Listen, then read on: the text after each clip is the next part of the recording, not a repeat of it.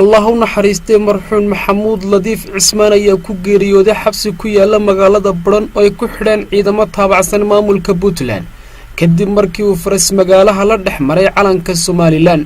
ciidamo taabacsan maamulka Puntland kana soo horjeeda Somaliland ayaa marxuumka xabsiga u taxaabay waxaanay diidanayeen inuu calanka Somaliland la dhex maro magaaladaasi oo ay hadda wada jir uga taagan yihiin calamada maamulka Puntland iyo ka dawladda Soomaaliya. marxuumka ayaa warku waxa uu sheegayaa inuu isku daldalay xabsiga uu ku xidhnaa sidaasina uu ku geeriyooday.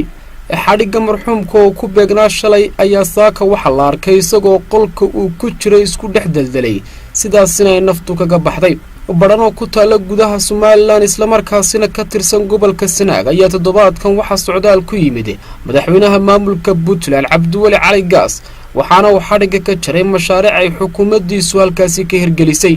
sidoo kale shirkii golaha wasiirada maamulka Puntland ayaa halkaasi ka qabsoomay waxaanay Somaliland oo ka hadashay safarka madaxweyne Gaas ay ku tilmaamtay inuu yahay daandaansi iyo waliba gardarracad.